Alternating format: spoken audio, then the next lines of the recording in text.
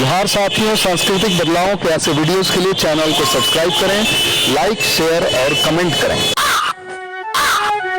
अभी जो है एक जनार्दन जी का आया था अनुरोध कि सर जो है आने वाले 26 को शायद महाशिवरात्रि है, तो उस पर भी सर जो है एक कुछ दो शब्द रखेंगे। तो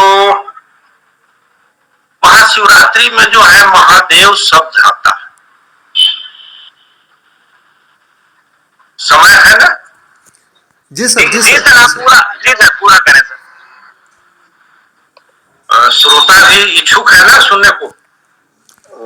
जी सर, जी बाबू आप आगे बढ़ाइए, चालू रखिए बहुत मजा आता है।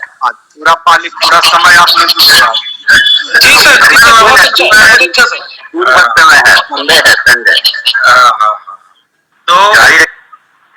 तो महादेव जो शब्द है, पहले हम लोग इसको समझ लें कि देव क्या होता है, देव किसको कहा जाता है। अभी तक हमारे जितने भी संस्कारक हैं शायद ही इस शब्द से कोई विज्ञ है। देव, देवता और महादेव और महादेव। मैं पुरातत्व के ऊपर काम करता हूं और मेरा काम लेखनी का है, मैं कथावाचक नहीं हूं, थोड़ा क्षमा करेंगे बोलने में कुछ टूटी फूटी बात हो। तो पुरातत्व के अंदर जो है एक अभिलेखीय प्रमाण मैं अभी शेयर कर रहा हूं और राहुल जी से अनुरोध करूंगा कि उस अभिलेखीय प्रमाण को यहाँ पे शेयर करेंगे, जिसमें मैं दो देव जो है रख रहा हूं। दो प्रयोग हुआ है देव का और दोनों राहुल जी को मैं शेयर कर रहा हूं। राहुल जी इसको स्क्रीन पे लाके रख के छोड़। अभी तक हम लोग के जो अंदर जो जेहन में धारणा है कि अपनी जो संस्कार की जो संस्कृति है, अपनी संस्कृति जो है, अपने घर के अंदर जो अपनी व्यवस्था जो प्रतिक्रिया की है, संस्कृति उसी को कहते हैं। संस्कार मतलब प्रतिक्रिया, और ये प्रतिक्रिया अगर बंध गई, निश्चित हो गई, फिक्स हो गई, यानी कृत हो गया। संस्कृति में क्या अंतिम है? कृत। कृत का मतलब होता है फिक्स हो गया, बंध गया, काम हो गया, कंप्लीट हो गया। तो जो प्रतिक्रिया रुक गई अब बस अस्थायी हो गया, उसको मेरा संस्कृति का। सर, मेरा स्क्रीन अगर दिखाई पड़ने लगे तो आप लोग बोलिएगा। तो संस्कार की जो प्रतिक्रिया है ये जिस दिन अस्थिर हो जाती है, हाँ, तो संस्कार जो प्रतिक्रिया है, जो प्रतिक्रिया फिक्स हो गई, अब ऐसी ही प्रतिक्रिया चलेगी, यानी कृत हो गई, तो ये संस्कृति हो। संस्कृति हमेशा जो है अपग्रेड होती है, हमेशा ये क्रमिक विकास करती है। संस्कृति कभी अस्थायी नहीं हुई। पाषाण काल की संस्कृति थी तो नंगे रहते थे लोग, नंगे वहां पे प्रतिक्रिया देने की थी। मेहरगढ़ की संस्कृति थी, सिंधु घाटी की संस्कृति थी, मौर्यकालीन संस्कृति थी, गुप्तकालीन संस्कृति है, मुगल काल की संस्कृति है, राजपूतों की संस्कृति है, ब्राह्मणों की संस्कृति है, अंग्रेजों की संस्कृति है, आजादी की संस्कृति है। संस्कृति डे बाय डे क्रमिक रूप से विकास करती है। 10 साल 20 साल के लिए संस्कृति जो है, पहले शादी में संस्कृति थी, जयमाला नहीं होती थी, आज जयमाला होती है। संस्कृति एक विकास कर गई ना, बदल गई, लेकिन जयमाला बदल करके रुक गई, यानी ये संस्कृति फिक्स हो, कृत हो गया। तो संस्कृति जो है हम लोग के जेहन में है कि देवी देवता की संस्कृति जो है 2-4 हजार करोड़ या 2000 3000 भी लोग कहते हैं, ऐसा नहीं। आज से 1000 वर्ष पूर्व जब जाते हैं तो आज वाली संस्कृति जो भी संस्कृति उत्तर दक्षिण पूर्व पश्चिम में जो भी संस्कृति दिखती है वो संस्कृति है ही नहीं, क्योंकि वो जाति विहीन संस्कृति थी, ह्यूमैनिटी की संस्कृति थी। न जाति थी, न मालिक था, न नौकर था, न कोई विधान था, सिर्फ एक ही था। सिर्फ बुद्धिज्म की संस्कृति थी, सिर्फ बुद्धिज्म की संस्कृति।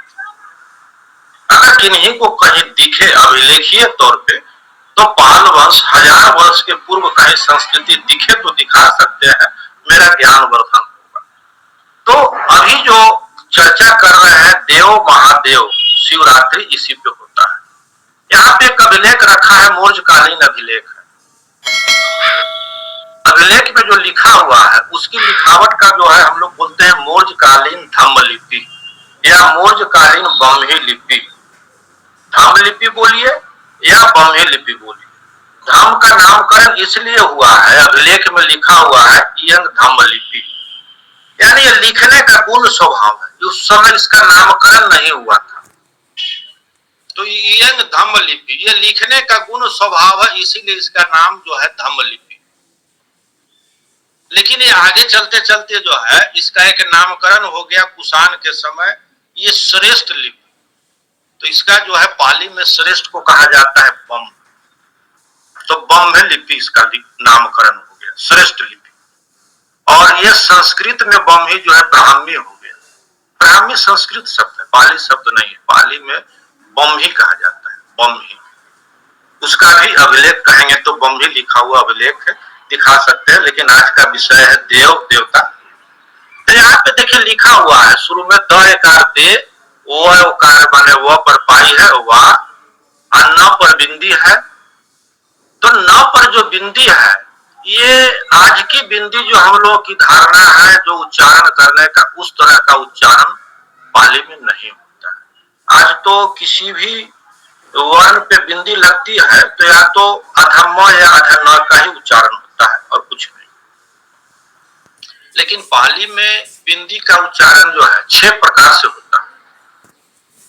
किसी भी शब्द के अंतिम में अगर बिंदी है तो उस बिंदी का उच्चारण अंग से होता है, यानी कि दय कर दे वो पर पायुआ, न पर बिंदी नंग देवानंद। यहाँ पे प शिकार पी, एकार ए, इधर पे न है, पिए न। अब यहाँ पे न का मतलब होता है पाली में का। देवा नंग पिए न, देवों के प्रिय, देवों के प्रिय, इसका अर्थ होता है। अब उस समय मौर्यकालीन सम्राट अशोक के समय देव कौन थे ये ढूंढने का विषय है। अभिलेख तो मिल गया देवानंद, अब ये देव कौन थे ये ढूंढिए। मैं ढूंढता हूं, आप लोग देखिए। ऐसे पाली में एक सूत्र है, ढूंढने में आसानी हो जाए। भगवान बुद्ध का नमन वंदन है, उस नमन वंदन को अगर आप लोग यहाँ पे बुद्धिज्म के कोई फॉलोअर होंगे तो उनको ढूंढने में आसानी हो जाएगी। बुद्ध वंदना कहिए, बुद्ध नमन वंदन कहिए। इतिपि सो भगवा अरहं सम्मा संबुद्धो विद्या चरण संपन्नो सुगतु लोकविदु अनुत्तरो पुरुष दम सारथी सत्था देव। अब यहाँ पे देव का प्रयोग हुआ, सत्था देव मनुष्यानं बुद्धो भगवाती। ये जो बुद्ध वंदना है उसमें देव शब्द का प्रयोग हुआ है।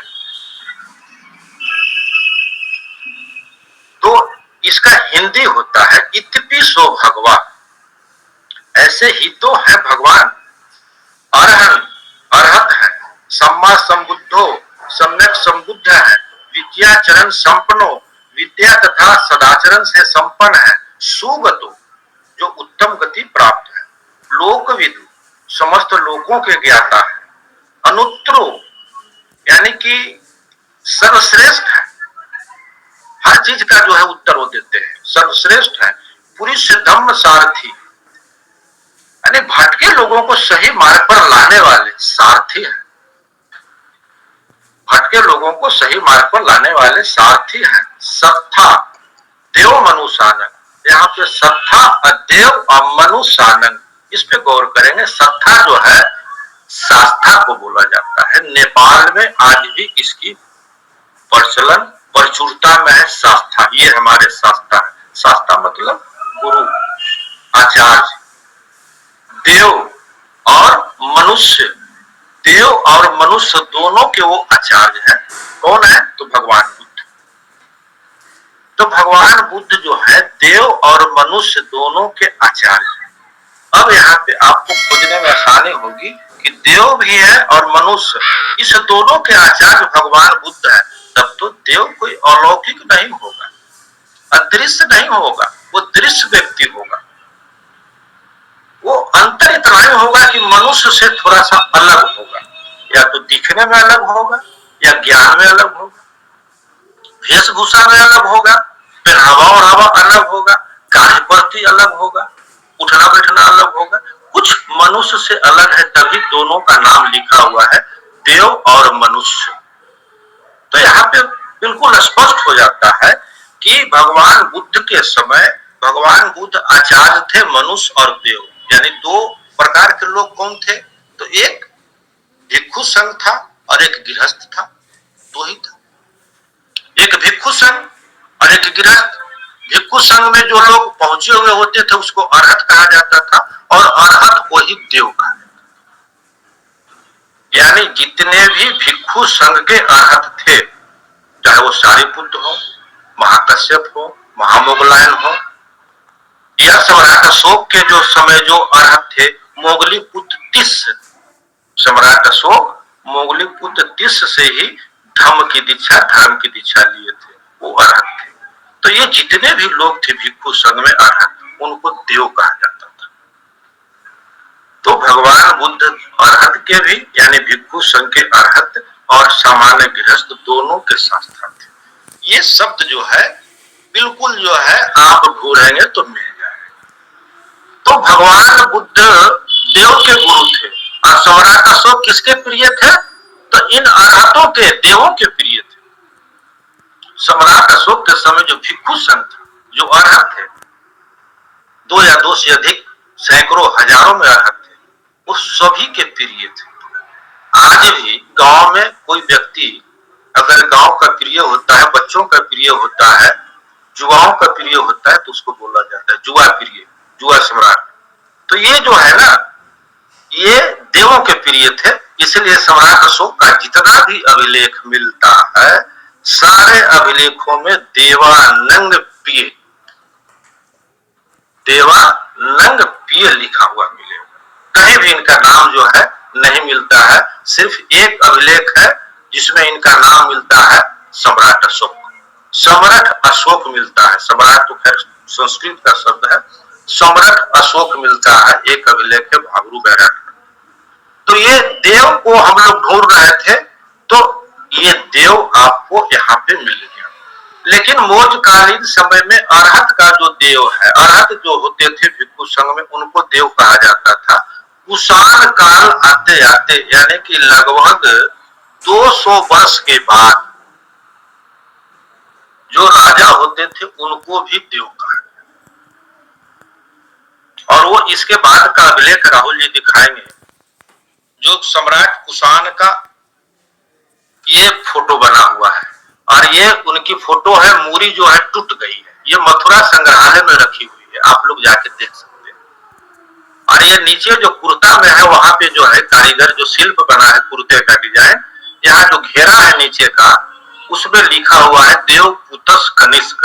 अब इसको थोड़ा सा क्लोजअप कीजिएगा, अगला अभिलेख क्लोजअप का है राहुल जी, इसके बाद जो दूसरा अभिलेख होगा वो क्लोजअप का है।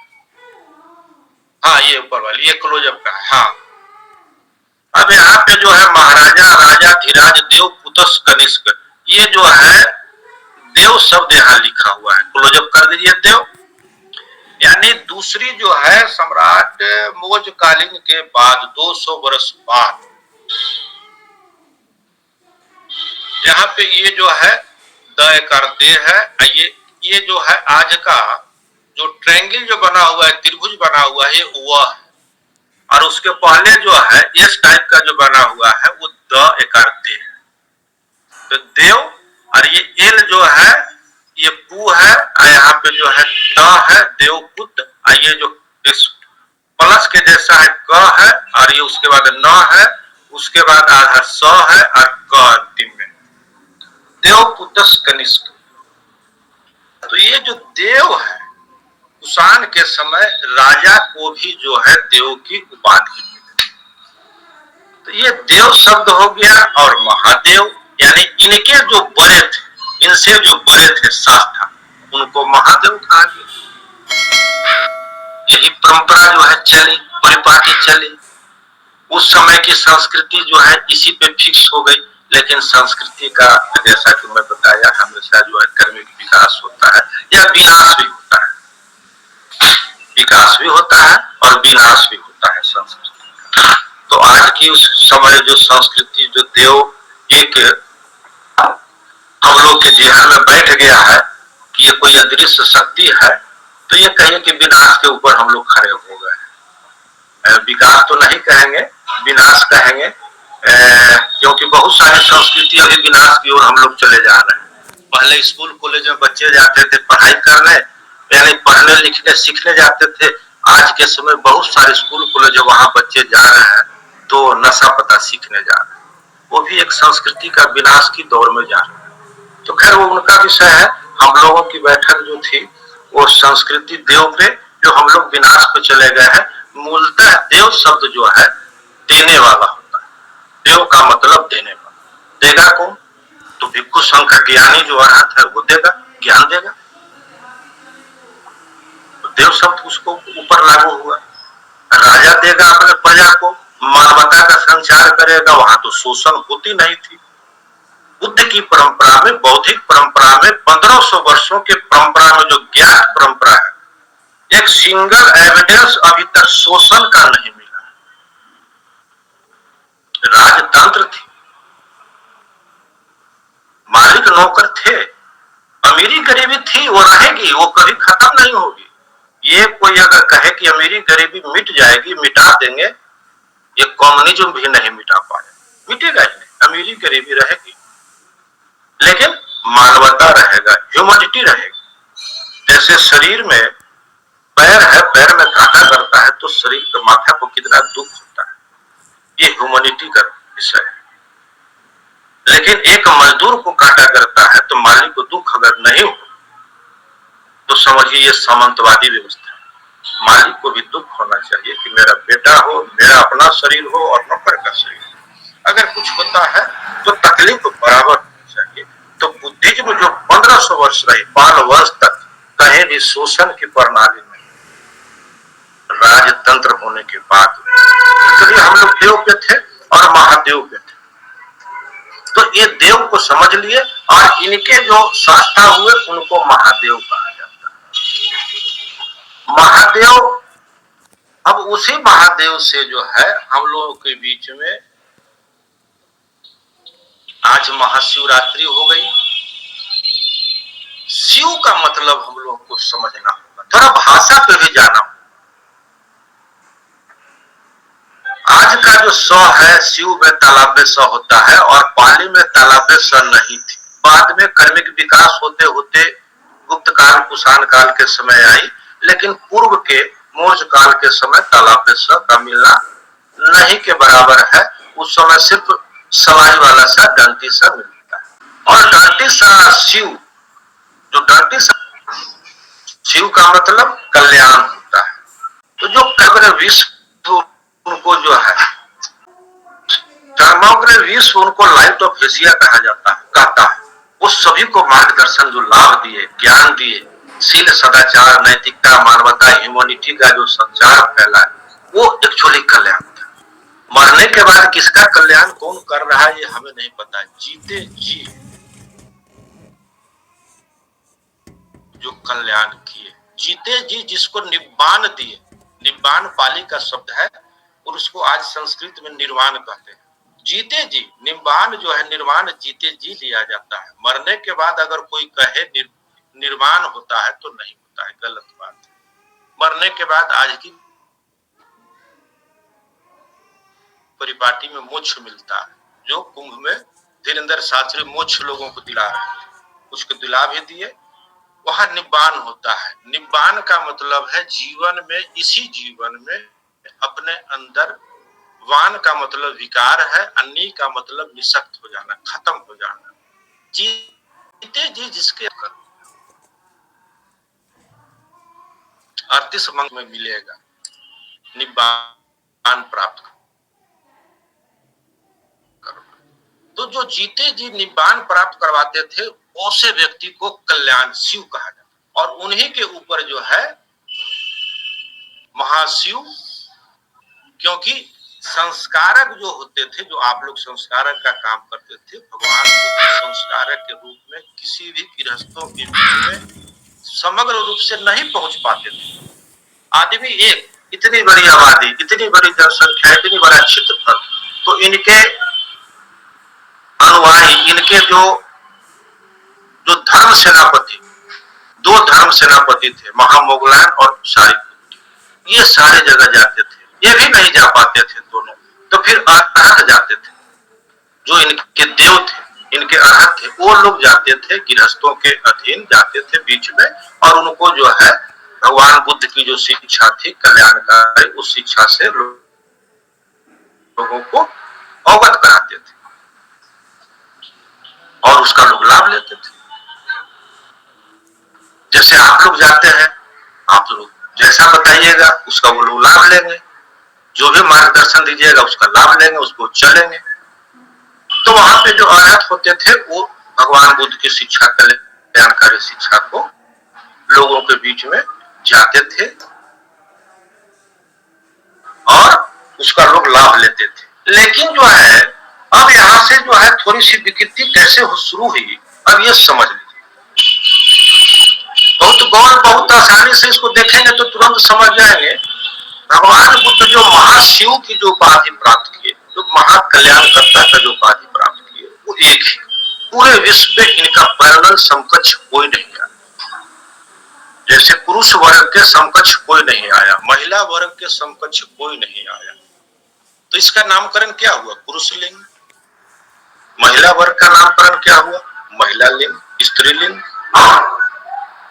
एक तीसरी जो है उभयलिंग का नामकरण हुआ, जिसमें महिला पुरुष दोनों, ऐसे भी कीट पतंग है जिसमें नर मादा दोनों रहते हैं साथ, उसको उभयलिंग कहा जाता है। एक महिला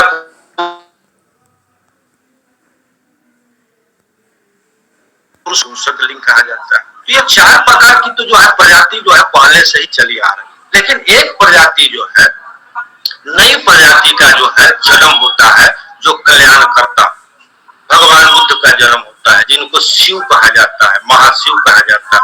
उनका नामकरण हो गया चार से अलावा पांचवा, पुरुष लिंग, स्त्रीलिंग, उभयलिंग, नपुंसक लिंग और एक शिवलिंग। अब ये जो परंपरा है शिवलिंग की परंपरा, ये अब आज के समय लोगों को दिग्भ्रमित कर रहा है। पुरुष लिंग दिग्भ्रमित नहीं कर रहा है। आज भी हम लोग नौकरी, स्कूल, कहीं भी जाते हैं, दफ्तर में या रेलवे का टिकट जब भरते हैं तो उसमें कॉलम मिलता है आपकी लिंग क्या, पुरुष या महिला, स्त्री। वहां हम लोग भरते हैं पुरुष है, महिला है, उभयलिंग, नपुंसक लिंग। लेकिन पूरे विश्व में एक ही जो है शिवलिंग हुए हैं, कल्याण करने वाले भगवान बुद्ध के अलावा साक्षात जीवन में ऐसा कोई प्रमाणिक है ही नहीं, जो अभी तक हुआ ही नहीं। किताबों में मिल जाए, डॉक्यूमेंट्री फिल्म में मिल जाए, वो अलग बात है। प्रमाण के अंदर, तथ्य के अंदर, सच के अंदर ऐसा नहीं है, एक ही है। तो पांचवें लिंग के रूप में आए, जिनका नामकरण हुआ शिवलिंग।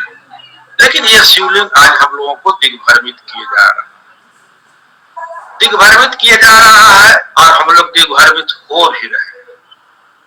इसमें मैं कुछ आप लोगों को पुरातत्व का कुछ शेयर करता हूं राहुल जी को, और मैं उनसे अनुरोध करूंगा कि इसको शेयर कीजिए राहुल जी, और बताइए लोगों को कि वो जो पांचवा जो लिंग है, जो शिवलिंग जिसको कहते हैं, वो देखिए कैसे कैसे आज हम लोगों के बीच में किस रूप में आ गया। आप लोगों को बिल्कुल साक्षात मैं प्रमाण देता हूं। मैं जो भी कहता हूं प्रमाण पे कहता हूं, अगर प्रमाण नहीं होता है तो मैं नहीं कहता। अभिलेखीय प्रमाण अगर नहीं मिले तो मैं उसकी चर्चा ही नहीं करता हूं। राहुल जी, थोड़ा सा आपसे अनुरोध है, वो भगवान बुद्ध की पांचवा जो लिंग जो बनी, इसको पुरुष लिंग, स्त्री लिंग, उभय लिंग, नपुंसक लिंग के बाद पांचवा जो नामकरण हो गया, ये देखिए, ये है उत्तर प्रदेश में लिलोटी नाथ का जगह का है, जहाँ पे ये भगवान बुद्ध की मूर्ति बनी है, और ये एक आकृति पे ऐसा बना। कब बना? तो ये परिपाटी चली थी गुप्त काल। भगवान बुद्ध के अब जो है लोग कहते हैं मूर्ति क्यों बना दी, ऐसा कुछ कुछ प्रश्न करते हैं। सही बात है, करना चाहिए। कितना अच्छा ज्ञान दे दिए थे, उस ज्ञान पे ही लोग चलते तो ज्यादा अच्छा रहता। उनकी मूर्ति बना दिए, इसीलिए लोग कंफ्यूज कर। भाई आपका कहना सही है, लेकिन पूर्ण सत्य नहीं है, आधी अधूरी सत्य। ज्ञान का जो है बढ़ना तभी तक होता है जब तक कि ज्ञान देने वाले की मूर्ति सामने दिखती। स्कूल में बच्चे अगर हो और ज्ञान देने वाले टीचर अगर बैठे भी हो तो बच्चे पढ़ते रहते। टीचर पढ़ाए तो और अच्छी बात है, न भी पढ़ाए तो क्लासरूम में कुर्सी पर अगर बैठे रहे तो बच्चे पढ़ते रहते। टीचर जैसे ही क्लासरूम से चले गए तो टीचर की बात तो क्लासरूम में है, सबके पास है, कोई बच्चा पढ़ता नहीं है, एक आध दो अपवाद में छोड़। टीचर का होना जरूरी है, चाहे वो मूर्ति स्वरूप में ही क्यों नहीं। पिताजी की फोटो घर में, दादाजी की फोटो घर में रहती है, जिस समय देखते हैं उसी समय पिताजी की वो बातें याद आ जाती है। पिताजी ऐसा करते थे, ऐसा हमको करने के लिए प्रेरित करते थे। अगर फोटो नहीं देखते हैं तो कभी याद आती है, कभी न भी आती है। हो भी सकता है, न भी हो सकता है, याद आ भी सकती है, न भी आ सकती है, ये आपके ऊपर निर्भर है। लेकिन सामान्य जन जो है वो फोटो जैसे ही देखते हैं तो हर लोग 100% लोग वो याद कर लेते हैं। ये देखिए आंध्र प्रदेश की जो है ना, ये कोनागोंडा की तस्वीर है। ये आंध्र प्रदेश कोनागोंडा में जो है भगवान बुद्ध की अस्थि के ऊपर स्तूप बना है और वो अर्घा टाइप की बनी हुई। ये स्तूप है, अर्घा टाइप के बने हुए, लेकिन आज के समय इसको शिवलिंग समझ सकते। कोनागोंडा में ऐसा जो है सैकड़ों की संख्या नहीं, हजारों की संख्या में। अभी थोड़ा सा राहुल जी और ऊपर करेंगे। ये देखिए मथुरा में जो है संग्रहालय में रखी हुई, मथुरा संग्रहालय में, उसके बगल में ही जो है एक टीला है, उसकी खुदाई से निकला था। और इस बनावट में देखिए भगवान बुद्ध की मूर्ति बनी है और ये गोल अर्घा टाइप की बनी है और इस पे लिखा हुआ है भगवान बुद्ध की जो है, थोड़ा सा और इसको देखेंगे, यहाँ पे लिखा हुआ जो है ये इस पे भगवान बुद्ध की चौकी। नीचे जो है ये संग्रहालय में जो है लिखा हुआ शिलापट लगा दिए हैं, ये लिखा हुआ। ये आज का आपकी संस्कृति जिसको कहिए, या आज के लोग जिस पे दीवाना है वो कहिए, सामने दिख जाएगी। जिसको हम लोग जो है अधिकांश लोग इसके पीछे भाग जा रहे हैं। लेकिन ये कल्याण करने वाले पांचवें लिंग के रूप में जिनका जो है ये कुषाण के समय इसका निर्माण हुआ था, कुषाण कालीन। हालांकि सबसे ज्यादा गुप्त काल के समय इसका निर्माण हुआ है। ये देखिए जो है गुप्त काल से बाद का, ये पाल काल के समय का ये निर्माण है। ये देखिए नीचे में है और ऊपर में साक्षात भगवान बुद्ध बैठे हुए हैं। ये काठमांडू में पशुपतिनाथ मंदिर के बगल की तस्वीर। सैकड़ों ऐसे बने हुए हैं बिखरे पड़े। ऐसा जो है मेरे पास कलेक्शन सैकड़ों है, लेकिन अभी सिर्फ 4-5 ही, क्योंकि जितना देखिएगा समय भी जो है ना, तो ये आप जो है देव और महादेव का जो है निर्माण चली, कैसे चली वो सामने प्रमाण दे दिए। और ये प्रमाण जो है धीरे धीरे आज हम लोगों के बीच में एक विकृति के रूप में एक दूसरी नई संस्कृति जो है बनते कहाँ हम लोग खड़े हो। ये एक मत, ब्राह्मणों में 14 मत है, थोड़ा सा इसको भी समझ लीजिए। हर मत का अपना जो है, ये बेसिकली शैव मत का जो है ये इसकी जो है फॉलोवर है। वैष्णव मत में इसका फॉलोवर नहीं है। वैष्णव मत की जितनी भी मंदिर है उसमें शिवलिंग की जो है प्रधानता नहीं है, वहां शिव की मूर्ति की भगवान बुद्ध की मूर्ति की प्रधानता है, जिसको ये लोग जो है विष्णु का अवतार कहते हैं। और ऐसा निर्माण किया हुआ जो मिलेगा वो शैव मत में मिलेगा, वो सीधे कहेंगे ये शिवलिंग जो है महादेव सृष्टि के रचयिता के। बेसिकली दोनों भगवान बुद्ध का ही रूप है। एक रूप को शैव मत ले गया, एक रूप को वैष्णव मत ले गया, दूसरे रूप को गौरीय मत ले गया, तीसरे रूप को जो है सब मत वाले लेते जा रहे हैं, और इसका विखंडन जो भी मत है, जितना भी मत है, सब 1000 वर्ष के अधीन है। 1000 से पूर्व का कोई मत नहीं। 1000 से पूर्व जाएंगे तो एक ही मत मिलता है, वो मत है बौद्धिक मत। बौद्धिक मत में ही जो है अंतर हो सकता है नामकरण में, लेकिन बौद्धिक मत ही है। भगवान बुद्ध को ही वो अपना आराध्य मानते हैं, अनुयायी मानते हैं, उनके बातों पे चलते हैं। चलाने वाले लोग अलग हो सकते हैं, ये मैं मानता हूँ। दुकानदार अलग हो सकते हैं, लेकिन सारे दुकान में जो प्रोडक्ट है वो प्रोडक्ट भगवान बुद्ध का ही प्रोडक्ट है। जैसे अभी जो है आपके पड़ोसी राज्य जो है, पड़ोसी देश जो है, उसमें सारे भगवान बुद्ध के फॉलोअर है, लेकिन अलग अलग दुकानदारी है। जैसे बर्मा में जाइएगा तो वो अलग भगवान बुद्ध के अलग फॉलोअर है, वो थेरवादी है। थाईलैंड जाइएगा वो महायानी है। भूटान जाइएगा, तिब्बत जाइएगा वो वज्रयानी है, लेकिन सभी लोग भगवान बुद्ध के फॉलोअर है। श्रीलंका जाइएगा वहां पे महायानी है जो भी है, लेकिन भगवान बुद्ध ने जितना बताया उतना ही वो लोग उसका अनुसरण करते हैं। वहां तीसरा कुछ भी नहीं है। तो समय देख रहे हैं कि 11 बज गया है। तो आज की जो महाशिवरात्रि थी, वो जो महाशिवलिंग का जो है उद्भव है, वहां से मैं शुरू किया और आप लोगों के बीच में आया, और इसका अनुसरण आज होते होते कहाँ हम लोग चले गए हैं। तो मैं अपनी बात को समय का देख रहा हूँ, 11 बज गए। आप लोग भी 9 बजे से जुड़े हुए हैं। काफी देर तक आप लोगों ने गौर से सुना। अत्यंत सुंदर सर, बहुत बहुत धन्यवाद। सबसे सुंदर मुझे लगा कि सब लोग जो है पिन ड्रॉप होकर के जो जुड़े थे, कमोबेश सारे लोग जो है सुने। चलिए, मेरी मेहनत जो है लगा कि नहीं, मैं आप लोगों को ज्ञानी के बीच में मैं अपनी बात रखा हूँ। सारे ज्ञानियों ने मेरी बात को सुना। आप लोगों को मेरा नमन वंदन।